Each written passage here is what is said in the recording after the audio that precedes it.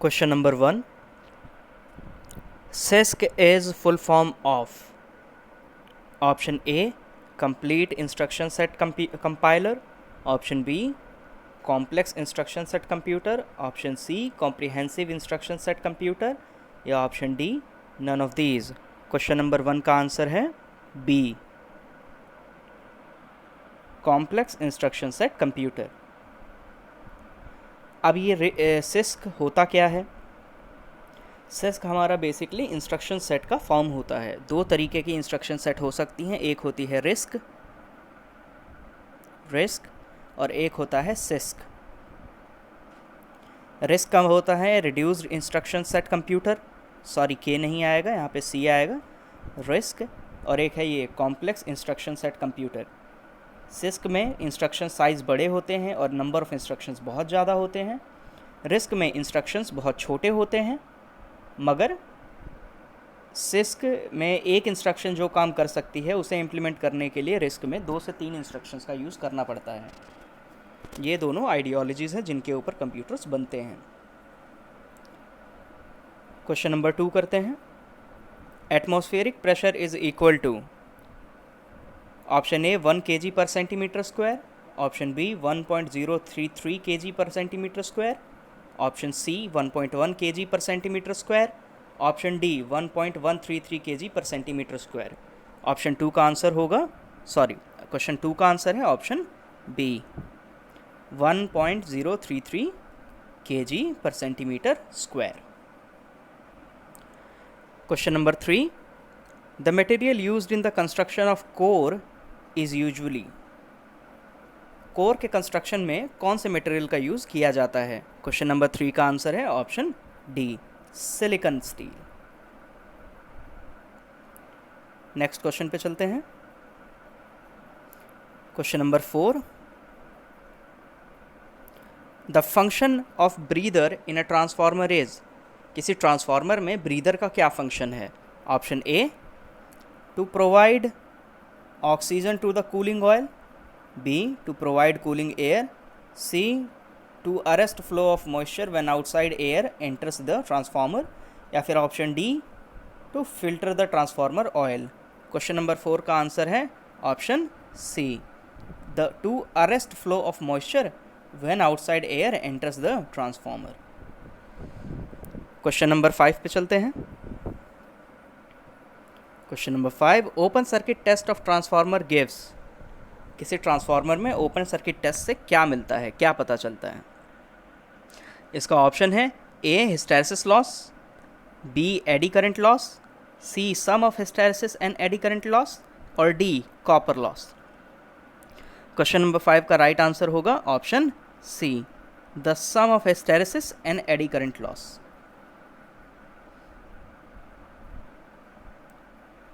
Next question पे चलते हैं। The position ratio is, position ratio क्या है? Option A product of longitudinal stress to longitudinal strain, ratio of longitudinal strain to lateral strain, ratio of lateral strain to longitudinal strain, या फिर option D ratio of lateral stress to lateral strain. Question number 6 का answer है option B, ratio of longitudinal strain to lateral strain. Question number 7. Solder is an alloy of, solder किसका alloy है? Question number 7 का answer है zinc and lead. Solder is an alloy of zinc and lead. Question number 8. The Bernoulli theorem deals with the conservation of, बर्नूली theorem किसके conservation पे काम करता है? Question number 8 का आंसर है, क्वेश्चन नंबर 8 का आंसर है option D, it works on the conservation of energy. यही सेम क्वेश्चन 2014 के भी एग्ज़ाम में पूछा गया था, तो ये वाला एक रिपीट क्वेश्चन है, ये क्वेश्चन रिपीट हुआ है, repeated question. Question number 9. Kinetic friction is, kinetic friction क्या है? that which comes when there is no motion, that occurs on the dry surface only, less than maximum static friction, is always more than peak static friction. इसका right answer होगा question number 9 का option C, less than the maximum static friction. अगर हम friction के बारे में थोड़ा समझें तो फ्रिक्शन हमारा, मान लेते हैं कि कोई बॉडी रखी हुई है यहाँ पर सरफेस के ऊपर, और उसके ऊपर हम फोर्स अप्लाई करना स्टार्ट करते हैं। हम जैसे जैसे फोर्स बढ़ाएंगे वैसे वैसे हमारा क्या होगा, फ्रिक्शन भी इंक्रीज़ करेगा। एक टाइम ऐसा आएगा जब फ्रिक्शन मैक्सिमम होगा, इसे कहते हैं लिमिटिंग फ्रिक्शन। इसके बाद फ्रिक्शन डिक्रीज़ हो जाता है, तो ये होता है हमारा kinetic friction. So kinetic friction is less than the limiting friction. तो क्वेश्चन नंबर 9 का आंसर है option C, less than the maximum static friction. Question number 10 की तरफ चलते हैं। The unit of susceptibility. Question number 10 है the unit of susceptibility. Susceptibility की unit क्या होगी? Option A henry, option B joule, option C henry पर metre, option D joule पर मीटर। तो क्वेश्चन नंबर 10 का आंसर है ऑप्शन सी, हेनरी पर metre. Question number 11, which of the following is a vector quantity? नीचे दिए गए options में से कौन सी क्वांटिटी वेक्टर है? इसके ऑप्शंस हैं magnetic field intensity, magnetic potential, flux density and relative permeability. Question number 11 का आंसर है option A, magnetic field intensity. Okay, question number 12 करते हैं। Which of the following is commonly used input device? इन चारों options में से सबसे commonly input device कौन सा होता है? अब इनपुट डिवाइसेस क्या होते हैं? सपोज कर लेते हैं कि ये हमारा कंप्यूटर है। कंप्यूटर हमारा इनपुट लेता है डेटा का और हमें उसे प्रोसेस करके इन्फॉर्मेशन हमें आउटपुट में दे देता है। कंप्यूटर को इनपुट डेटा करवाने के लिए हमें इनपुट डिवाइसेस का यूज़ करना पड़ता है। इनपुट डिवाइसेस के एग्जांपल क्या हैं? तो कीबोर्ड इनपुट डिवाइस का एग्जांपल है। इसके अलावा माउस हमारा इनपुट डिवाइस का एग्जांपल है। उसके अलावा ट्रैक पैड हमारा इनपुट डिवाइस का एग्जांपल है। इन सब से हम कंप्यूटर में डेटा इनपुट करते हैं। तो क्वेश्चन नंबर 12 का आंसर है option A, mouse is the commonly used input device. इनमें से कुछ ऑप्शंस हैं जिन्हें आराम से हटाया जा सकता है, जैसे फ्लॉपी डिस्क हमारा इनपुट डिवाइस नहीं होता, ये स्टोरेज डिवाइस है। हार्ड डिस्क ये भी हमारा एक स्टोरेज डिवाइस है। तो ऑप्शन बी और डी तो ऐसे ही नहीं होंगे। ओके, नेक्स्ट क्वेश्चन करते हैं। Question number 13, what is the maximum number of electron? What is the maximum number of electron which can be accommodated in an atom in which highest principal quantum number is 4? अगर highest principal quantum number 4 है तो कितने electrons को accommodate किया जा सकता है? Question number 13 का आंसर है option B, 18। Question number 15, a shareware is. एक शेयरवेयर क्या है? ये कंप्यूटर से रिलेटेड क्वेश्चन है। ऑप्शंस देखते हैं। Option A, a share program, option B, text editor, option C, account package, या option D, microprocessor. Question number 14 का आंसर है option C, it's an account package, shareware. Next question करते हैं। Next question है हमारा question number 15, which of the following is a non electrolysis?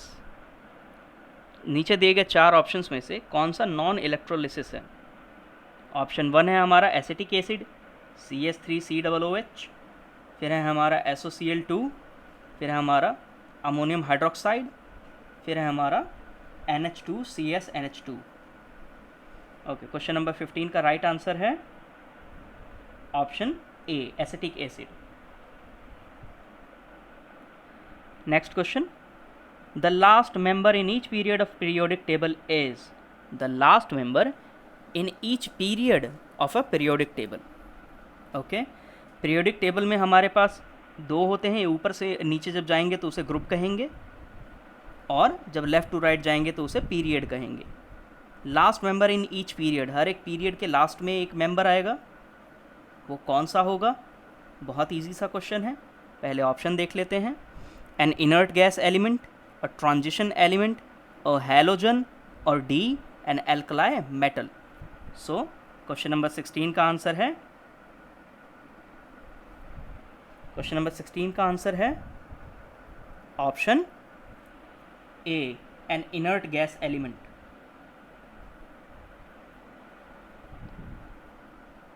Question number 16 के बाद चलते हैं क्वेश्चन नंबर 17 पे। विच मेमोरी इज़ वॉलेटाइल, कौन सी मेमोरी इन चारों ऑप्शंस में वॉलेटाइल है? तो पहले वॉलेटाइल का एग्जांपल देख लेते हैं। भाई वॉलेटाइल होता क्या है? वो मेमोरी जो तभी तक पावर स्टोर करके रखती है, सॉरी, जो तभी तक इंफॉर्मेशन स्टोर करके रखती है जब तक कि पावर ऑन होता है, और एक बार जब ये पावर ऑफ हो जाता है तो हमारा डेटा भी ख़त्म हो जाता है। ये होता है वॉलेटाइल। अब हमारे ऑप्शंस हैं, पहला है रैंडम एक्सेस मेमोरी यानी कि रैम, दूसरा है रोम, तीसरा है ईपी रोम एंड फोर्थ है पी रोम। तो हमारा राइट आंसर होगा क्वेश्चन नंबर 17 का A, RAM. RAM is a volatile memory. Okay, next question करते हैं। Question number 18, ULSI. ULSI stands for, ULSI की फुल फॉर्म क्या होगी? Option A, ultra large scale integration, option B, ultra large silicon integration, option C, upper large scale integration, या फिर option D, none of these. इसका right answer होगा option A, ultra large scale integration. ये हमारा basically chip manufacturing में use होने वाला term है। Large scale integration, very large scale integration, ultra large scale integration. Okay, question number 19 करते हैं। क्वेश्चन नंबर 19 है, in a transistor alpha is related to beta. किसी ट्रांजिस्टर में एल्फा और बीटा कैसे रिलेटेड हैं? हमें इक्वेशन देनी है एल्फा और बीटा के रिलेशन की। सो इसका राइट आंसर क्या होगा? Option C. क्वेश्चन नंबर 19 का होगा option C, beta is equal to alpha divided by 1 minus alpha. ये एक राइट इक्वेशन है। नेक्स्ट क्वेश्चन करते हैं। Question number 20, if a person walks at 14 kilometre per hour instead of 10 kilometre per hour, he would have walked 20 kilometers more. The actual distance traveled by him. Question ये कहता है कि कोई अगर 10 kilometre per our की जगह पर 14 kilometre per our की स्पीड से चलता तो वो 20 किलोमीटर्स मोर डिस्टेंस कवर कर लेता। तो लेट्स से कि उसे टी टाइम लग रहा है और उसने एक्स डिस्टेंस ट्रैवल किया और उसकी स्पीड थी 10 किलोमीटर पर आवर। अब वो टी टाइम में ही 14 किलोमीटर पर आवर से चल रहा है और 20 किलोमीटर एक्स्ट्रा कवर कर रहा है। इस इक्वेशन को सॉल्व करने पर हमारे पास एक्चुअल डिस्टेंस आ जाएगा। क्वेश्चन नंबर 20 का आंसर है option A, 50 kilometres. Question number 21 करते हैं। Ram and Shyam are moving in opposite direction of a pole. कोई पोल है, राम और श्याम ऑपोजिट डायरेक्शन में जा रहे हैं। राम जा रहा है राइट साइड में, लेट्स से इमेजिन कर लेते हैं, और श्याम जा रहा है लेफ्ट साइड में। ओके, नेक्स्ट क्वेश्चन है, they are moving at a speed of 4 kilometre and 6 kilometre per hour. After 3 hour what will be the distance between them two. उनके बीच में क्या डिस्टेंस होगा? सो इस क्वेश्चन का आंसर होगा 4 किलोमीटर पर आवर की स्पीड से 3 किलोमीटर में कितनी दूर जाएगा? तो 12 किलोमीटर्स। पोल से इधर आ गया, पोल के इस तरफ 18 किलोमीटर जाएगा। 6 किलोमीटर टाइम 3 आवर्स। टोटल इनके बीच में कितना डिस्टेंस है? यहाँ से यहाँ तक 12 और फिर यहाँ से यहाँ तक 18। 12 प्लस 18 आंसर आ जाएगा 30 किलोमीटर। 21 का आंसर होगा option C. Question number 22, a railway train crosses another train which is running in opposite direction with a speed of 80 km per hour in 12 seconds. Now, to find the speed of the first train, the knowledge of which of these two statements, A and B, are sufficient? सो इसका right answer होगा question number 22 का option E. Option E. Question number 23 करते हैं। अ train is running at a speed of 84 kilometres per hour if it passes a man walking on in the opposite direction at a speed of 6 km per hour in 4 seconds. What is the length of the train? So इस question को solve करेंगे। Length of the train बतानी है। So length of the train equal होगी distance के। Distance बराबर होगा speed into में टाइम। स्पीड थी इसकी 84 kilometre per our and man की स्पीड थी 6 किलोमीटर पर आवर। ये दोनों ऑपोजिट डायरेक्शन में जा रहे थे, तो इसकी स्पीड हो जाए ऐड होगी, तो 84 प्लस में 6 हो जाएगा 90 किलोमीटर पर आवर। मगर टाइम हमें दिया हुआ है सेकंड में, तो हम क्या करेंगे 90 किलोमीटर को हमें चेंज करना होगा, 90 किलोमीटर पर आवर को हमें चेंज करना होगा मीटर पर सेकंड में। तो इसके लिए हम इसे सिंपली 5/18 से मल्टीप्लाई कर देंगे। 90 इंटू में 5/18, 18 5 ज़ा 90, आंसर आ जाएगा 25 मीटर पर सेकेंड। ओके, सो अब हमारा आएगा 25 टाइम्स 4 मीन्स 100। क्वेश्चन नंबर 23 का आंसर आएगा, एक्चुअली में इसका आंसर है 200।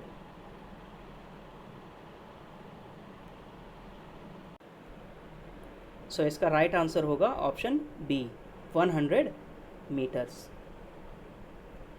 नेक्स्ट क्वेश्चन करते हैं, क्वेश्चन नंबर 24। क्वेश्चन नंबर 24 है the unit of power is, power की क्या यूनिट होगी? सो जूल हमारी एनर्जी की यूनिट होती है, अर्ग्स भी हमारी एनर्जी की यूनिट होती है, किलोवाट आवर भी हमारी एनर्जी की यूनिट है। तो हमारा राइट आंसर होगा 24 का ऑप्शन बी किलोवाट, ये हमारी पावर की यूनिट है। An express train is moving with a velocity of v1. Its driver find another train is moving on the same track with velocity v2. To escape collision, driver 1 applies a retardation on the train. The minimum time for escaping collision will be. कोई train का driver है जो v1 speed से जा रहा है और same track पर एक और ट्रेन आ रही है। वो उस ट्रेन से टकराने से बचने के लिए ब्रेक्स अप्लाई करता है। रिटार्डेशन मीन्स ब्रेक्स अप्लाई करता है। तो मिनिमम टाइम कितना चाहिए कि कोलिजन ना हो? तो क्वेश्चन नंबर 25 का आंसर होगा ऑप्शन ए। ओके, नेक्स्ट क्वेश्चन करते हैं, question number 26। If the temperature of a liquid is increased, then its surface tension. Temperature increase करने पर सरफेस टेंशन हमेशा डिक्रीज होता है। तो इसका राइट आंसर होगा ऑप्शन ए, क्वेश्चन नंबर 26 का A. Question number 27, the most widely used coagulant for water treatment is. Coagulant क्या होता है? मान लेते हैं कि हमारे पास एक टैंक है, उसके अंदर गंदा वाटर है। वाटर को गंदा करने के लिए जो वाटर गंदा कब होगा? जब उसके अंदर पार्टिकल्स होंगे। इन पार्टिकल्स को कोगुलेट करना पड़ता है। ये पार्टिकल्स, इनमें कुछ मिलाया जाता है जिससे कि ये पार्टिकल आपस में जुड़कर भारी हो जाते हैं और हैवी होकर नीचे की तरफ बैठ जाते हैं और हमारा ऊपर का पानी बिल्कुल साफ़ हो जाता है। तो उसे कोगुलेंट कहा जाता है उस केमिकल को। क्वेश्चन है सबसे ज़्यादा यूज़ होने वाला कोगुलेंट कौन सा है? तो इसका राइट आंसर होगा ऑप्शन डी, अल्म। अल्म को हम एक और नाम से जानते हैं जिसे सिंपली कॉमनली फिटकरी कहा जाता है, जो शेविंग में यूज़ होती है। क्वेश्चन नंबर 28 करते हैं।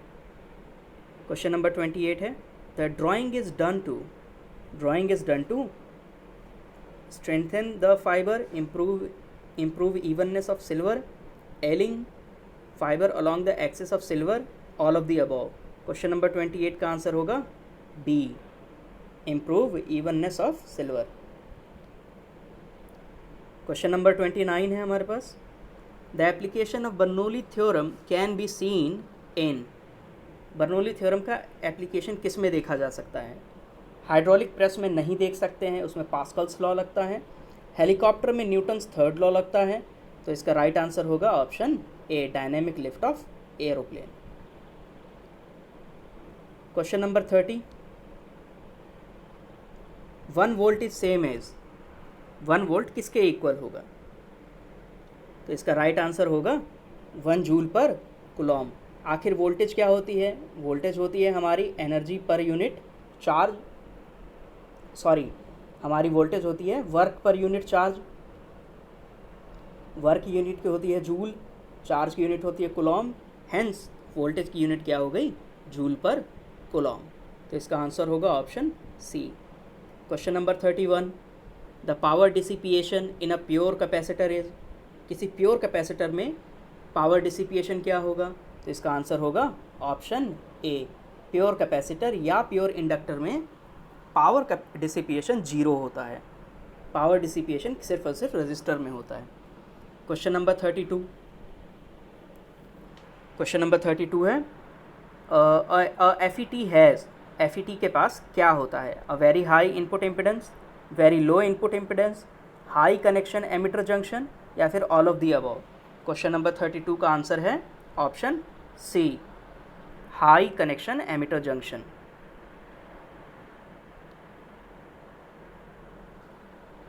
क्वेश्चन नंबर 33 करते हैं, the emitter of a transistor is doped, transistor का एमिटर कैसे डॉप्ड होता है?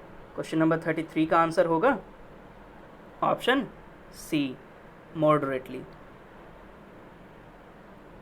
Question number 34, the thermocouple work on the principle of सीबैक effect, इसका आंसर होगा ऑप्शन बी, सीबैक इफेक्ट। अब ये सीबैक इफेक्ट क्या होता है? सीबैक इफेक्ट ये कहता है कि अगर हम किसी दो डिससिमिलर मेटल्स को आपस में कनेक्ट कर दें, दो डिससिमिलर मेटल को आपस में कनेक्ट कर दें, और अगर उनके जंक्शन पे हम टेम्परेचर डिफरेंस प्रोड्यूस करेंगे तो उनके बीच में वोल्टेज प्रोड्यूस हो जाएगी और एक करंट फ्लो होने लगेगा। यही होता है हमारा सीबैक इफेक्ट, थर्मोकपल इसी पे काम करता है। नेक्स्ट क्वेश्चन करते हैं, accuracy is defined as,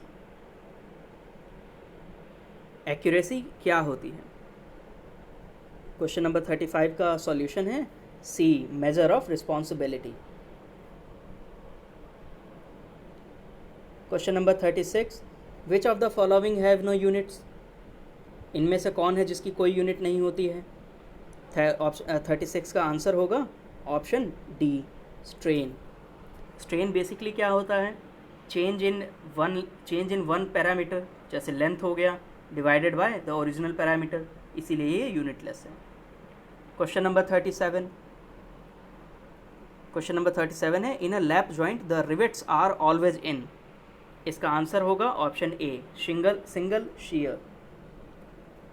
question number 38, the compression ratio in diesel engine is, तो इसका राइट आंसर होगा इसमें क्वेश्चन नंबर 38 के ऑप्शंस नहीं है, बट ये दोनों ऑप्शंस इनकरेक्ट होंगे। 6 to 10 भी इनकरेक्ट है और 10 to 15 भी इनकरेक्ट है। इसका राइट आंसर इसमें नीचे दो ऑप्शंस में से कोई एक है। Question number 39, question number 39, on which cycle petrol engine works, petrol engine किस साइकिल पे वर्क करता है? क्या ये ऑटो साइकिल पे वर्क करता है, या फिर एक कार्नोट साइकिल पे वर्क करता है, डीजल साइकिल पे, या फिर रैनकाइन साइकिल पे? रैनकाइन साइकिल पे साइकिल का यूज़ पावर जनरेशन के लिए किया जाता है, जहाँ पे पानी को गर्म किया जाता है हमारे थर्मल पावर प्लांट्स में। तो इसका आंसर रैनकाइन साइकिल तो नहीं होगा। इसका राइट आंसर है A, auto cycle. Next question है, in a lathe bed ways are, question number 40 का आंसर है option A, horizontal. Question number 41, band saw uses, band saw का क्या यूज़ होगा? तो क्वेश्चन नंबर 41 का आंसर होगा option A, endless blade. Question number 42, hard water may be softened by passing it through, hard water को कैसे soft किया जा सकता है? सो इसका राइट आंसर होगा option B, ion exchange resin से। Question number 43, which of the following is isoelectronic with carbon atom, isoelectronics का मीनिंग होता है जिसमें इलेक्ट्रॉन्स का नंबर इक्वल हो। ओके, सो 43 का आंसर होगा क्वेश्चन नंबर 43 का ऑप्शन डी। नेक्स्ट क्वेश्चन करते हैं, which of the following is highest pH, सबसे ज़्यादा पीएच किसका होता है? सो क्वेश्चन नंबर 44 का आंसर है option C. Question number 45, hydra is, hydra क्या होता है? क्वेश्चन नंबर 47 का आंसर है A, omnivorous. Next question number 46 करते हैं, life on moon is not possible due to, इसका आंसर होगा option A, lack of water, क्योंकि मून पे वाटर नहीं है। ओके, नेक्स्ट क्वेश्चन करते हैं, question number 46, remote sharing is, remote sharing क्या है? Software required to access hardware in networking PC, या फिर hardware required to access software in networking, sending data from remote place, या फिर all of the above. Question number 47 का answer होगा option A, और software required to access hardware in networking PC. Question number 48, low level machine language कौन सी होगी इनमें से? मशीन लैंग्वेज, पास्कल, कोबॉल, या फिर ऑल ऑफ दी अबव। तो क्वेश्चन नंबर 48 का आंसर होगा ए, मशीन लैंग्वेज सबसे लो लेवल लैंग्वेज होती है। मशीन लैंग्वेज बेसिकली क्या होती है? तो 1 0 0 1 1 0 बाइनरी फॉर्म में होती है, यही हमारी मशीन लैंग्वेज है। Question number 49, which can not B part of the main memory, main memory का कौन पार्ट नहीं हो सकता है? क्वेश्चन नंबर 49 का आंसर होगा option C, D RAM. Question number 50 करते हैं, which of the following is not an input device. So light pen हमारा इनपुट देता है डिवाइस के अंदर, माउस भी हमारा इनपुट डिवाइस है, स्कैनर भी हमारा इनपुट डिवाइस है। इसका राइट आंसर होगा LCD, LCD is an output device. Question number 51 करते हैं, which of the following, which of among is not a GUI। Okay, question number 51 का आंसर होगा ऑप्शन सी, ये हमारा GUI नहीं होता है, ग्राफिकल यूज़र इंटरफेस इसमें नहीं होता है। विंडोज़ में हुए ग्राफिकल यूज़र इंटरफेस है, OS 2 में भी है, मगर यूनिक्स में नहीं है। नेक्स्ट क्वेश्चन करते हैं, which statement makes a decision, कौन सा ऐसा स्टेटमेंट है जो कि एक डिसीजन कर सकता है? तो इसका राइट, इफ़ भी हमारा डिसीजन करता है, इफ़ एंड एल्स भी करता है, स्विच केस भी करता है। सो हमारा राइट आंसर होगा ऑल ऑफ द अबव, ये तीनों के तीनों हमारे डिसीजन कर सकते हैं। Question number 53, keyword use to create structure, उस कीवर्ड का नाम बताएं जो स्ट्रक्चर बनाने में हेल्प करता है, जो स्ट्रक्चर को क्रिएट कर सकता है। तो क्वेश्चन नंबर 53 का आंसर है ऑप्शन बी, स्ट्रक्ट। हम इसका यूज़ करते हैं स्ट्रक्चर बनाने के लिए सी लैंग्वेज में। क्वेश्चन नंबर 53, क्वेश्चन नंबर 53 है हमारा, okay sorry, question number 54, frictional force is undesirable in, frictional force कहाँ पे अनडिज़ायरेबल होता है? तो क्वेश्चन नंबर 54 का आंसर होगा option B, clutches.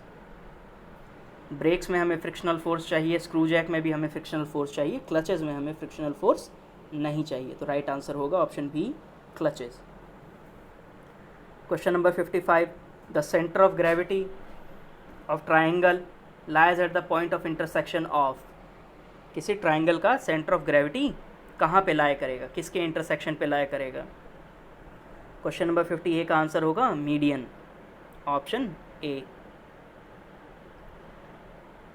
Question number 56, Swift stands for, Swift किसके लिए स्टैंड करता है? तो इसका आंसर होगा option A, society world wide inter bank financial telecommunication. Question number 57, arrange 3 capacitor of 4 microfarad each in such a manner that the resulting capacitance is 6 microfarad.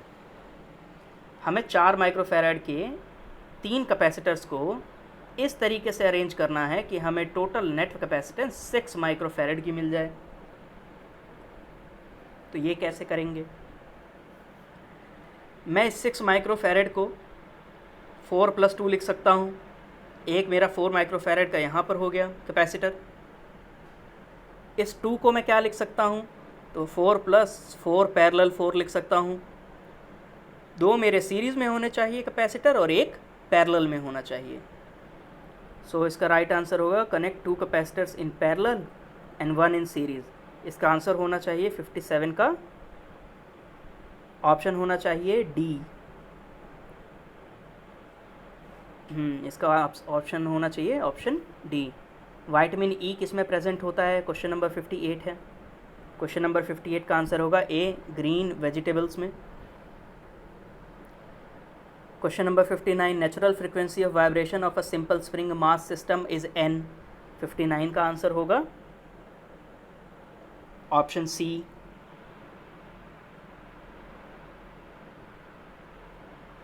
Question number 60, which of the following scale for the measurement of temperature is known as absolute scale? तो question number 60 का answer होगा हमारा option A, centigrade scale. Question number 61, which of the following phenomena is associated with production of ASER? Question number 61 का answer होगा option B, stimulated emission. Question number 62, the surface tension does not depend on. इसका answer होगा option D, atmospheric pressure. Question number 63, which of the following is not pesticide. इनमें से कौन सा pesticide नहीं है? क्वेश्चन नंबर 63 का आंसर है option D, DDT। I think DDT हमारा इंसेक्टिसाइड है, पेस्टिसाइड नहीं है। क्वेश्चन नंबर 64 क्या है? Isoprene is a monomer of. Question number 64 का आंसर होगा option C, natural rubber. Next question करते हैं question number 65, in petrol engine air fuel mixture burns during. Air fuel mixture कब बर्न होता है? कौन से स्टेज में बर्न होता है? क्या वो कंप्रेशन में बर्न होगा, एक्सपेंशन में बर्न होगा, सक्शन में बर्न होगा या फिर एग्जॉस्ट में बर्न होगा? तो इसका राइट आंसर है क्वेश्चन नंबर 65 का ऑप्शन डी, एग्जॉस्ट में। Question number 66, if both top and front views of a plane are in straight lines the true shape will lie on. अगर बोथ टॉप और front view straight line पर हैं, अगर planes की straight lines हैं तो true shape क्या होगी? तो क्वेश्चन नंबर 66 का आंसर होगा option C. Question number 67, which of the following does not change in an ordinary transformer. नीचे 4 ऑप्शंस में से कौन सा ऐसा पैरामीटर है जो चेंज नहीं होता है? तो इसका राइट आंसर होगा option C, frequency does not change in a transformer. Question 68, which of the following is lightest. सबसे ज़्यादा लाइटेस्ट कौन सा होता है? तो इसका राइट आंसर होगा इलेक्ट्रॉन। इलेक्ट्रॉन सबसे ज़्यादा लाइटेस्ट होता है। सबसे लाइटेस्ट होगा इलेक्ट्रॉन, उससे ज़्यादा हैवी होता है प्रोटॉन और सबसे ज़्यादा हैवी होता है न्यूट्रॉन। मगर प्रोटॉन और न्यूट्रॉन का वेट ऑलमोस्ट आइडेंटिकल होता है, इनमें कोई ज़्यादा फ़र्क नहीं होता। इसीलिए हम प्रोटॉन और न्यूट्रॉन के दोनों के मास को इक्वल मान लेते हैं, क्योंकि दोनों लगभग सेम होते हैं, बहुत माइनर सा फ़र्क होता है। Question number 69, 1110/2 in decimal will be. हमें 1110 को डेसिमल में चेंज करना है, तो इसके ऊपर लिखेंगे 2 की पावर 0, इसके ऊपर 2 की पावर 1, इसके ऊपर 2 की पावर 2, इसके ऊपर 2 की पावर 3। 0 के ऊपर जो है उन्हें कैंसिल कर देंगे, बाकी सबको ऐड करेंगे। 8 + 4 + 2, ये हो जाएगा हमारा 14। क्वेश्चन नंबर 69 का आंसर होगा C, 14। Question number 70, which of the following gate is single input single output. कौन सा गेट है जिसमें एक ही इनपुट होता है और उसका आउटपुट भी एक ही होता है? ये गेट होता है नॉट गेट। क्वेश्चन नंबर का आंसर हो जाएगा ऑप्शन डी। क्वेश्चन नंबर 71 है, एंजाइम्स क्या होते हैं? क्वेश्चन नंबर 71 का आंसर होगा enzymes are proteins. Okay, question number 72 करते हैं, which medium has highest value of dielectric strength. किस मीडियम के पास इन 4 ऑप्शंस में से कौन सा मीडियम है जिसका डाइलेक्ट्रिक स्ट्रेंथ सबसे ज़्यादा हाईएस्ट होगा? क्वेश्चन नंबर 72 का आंसर होगा ऑप्शन बी, माइका, जिसे हिंदी में अभ्रक कहा जाता है। Question number 73, the first law of thermodynamic states, thermodynamic का फर्स्ट लॉ क्या स्टेट करता है? Energy can neither be created not destroyed, whenever energy is transformed it is conserved.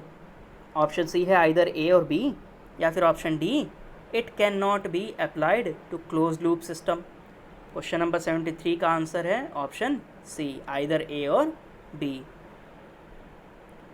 Question number 74, which of the following is known as hoop stress? इसका answer होगा option B, circumferential stress को hoop stress कहते हैं। Next question है, diesel engine है, diesel engine में क्या होते हैं? 1 वॉल्व, 2 वॉल्व, 3 वॉल्व, या फिर none of the above. Question number 75 का आंसर होगा option B, 2 valves. A diesel engine has 2 valves. Friends, अगर आपको ये वीडियो पसंद आई तो इसे लाइक करें और चैनल को सब्सक्राइब करना ना भूलें।